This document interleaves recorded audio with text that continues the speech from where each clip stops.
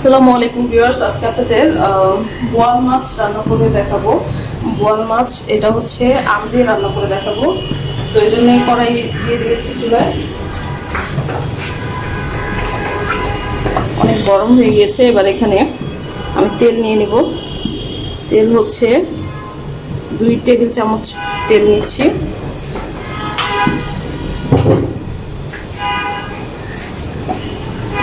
এখন গরমের দিন একটু টক টক থাকলে তরকারিটা ভালো লাগে, তাই আমি, আর যেহেতু আমের সিজন চলছে একটু আম দিলে ভালো লাগবে। তো এবার এখানে আমি কেটে রাখা পেঁয়াজ দিয়ে দিব। এটা একটু পেঁয়াজগুলো একটু মিহি কুচি করে নিয়েছি।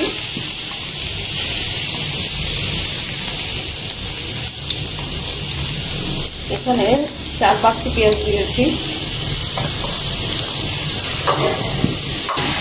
একটু নরম হয়ে আসলে তারপর আদা রসুন দিয়ে দিব। এবার এখানে আদা রসুন বাটা দিয়ে দিব।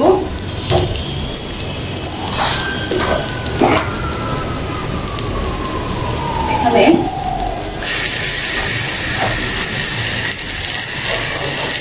1 টেবিল চামচ আদা রসুন বাটা দিলাম। আদা এবং রসুন একসাথে আছে এখানে, এবং সব মশলাগুলো দিতে থাকবো। মরিচের গুঁড়া দিব আধা চা চামচ,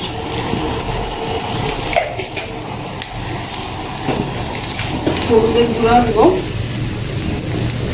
আধা, মরিচের অর্ধেক পরিমাণ হলুদের গুঁড়া,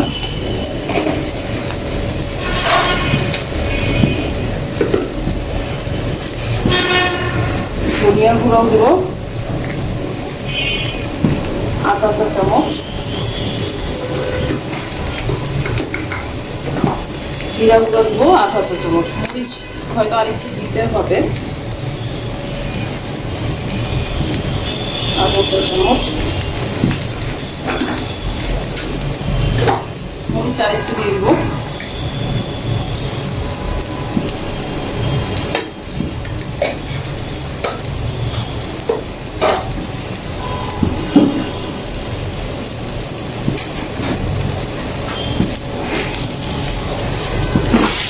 পরিমাণ মতো পানি দিয়ে দেবো কষানোর জন্য।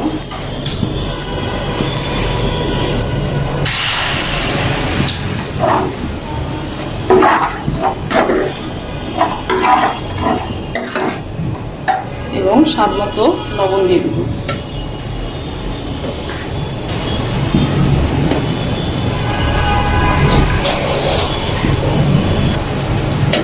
এটা ভালোভাবে কষাবো। কষানোর পর মাছ দিয়ে দিব।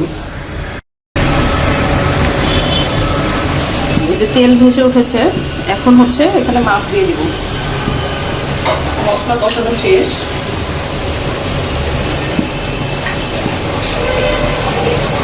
এবার এখানে আমি মাছ দিয়ে দিব।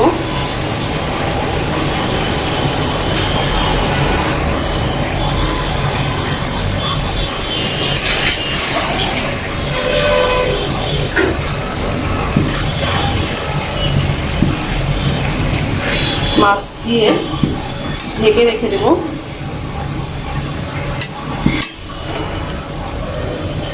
এবার ঢেকে দেব।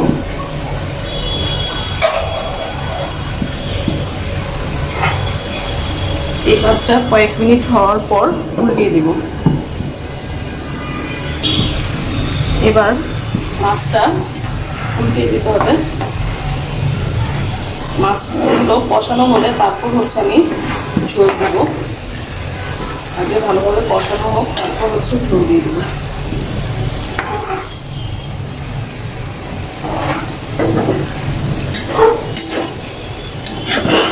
আর আমি এখানে অল্প পরিমাণের আম দেব।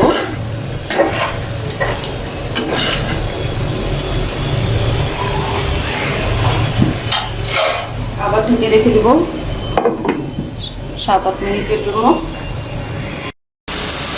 ঝোলটা শুকিয়ে এসেছে, এবার এখানে পানি দিয়ে দিব।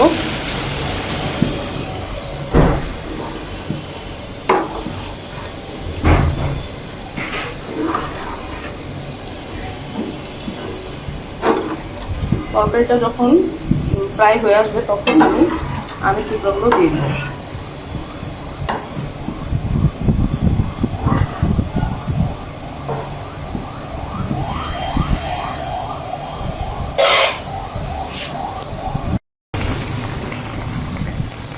প্রায় 10 মিনিট পর ঝোলটা একটু শুকিয়ে এসেছে, তখন এই যে আমগুলো, অল্প আম কেটে রেখেছি, এগুলো টক আম, এগুলো কাঁচা আম, এগুলো দিয়ে দিলাম এবং কতগুলো মরিচ দিয়ে দিব।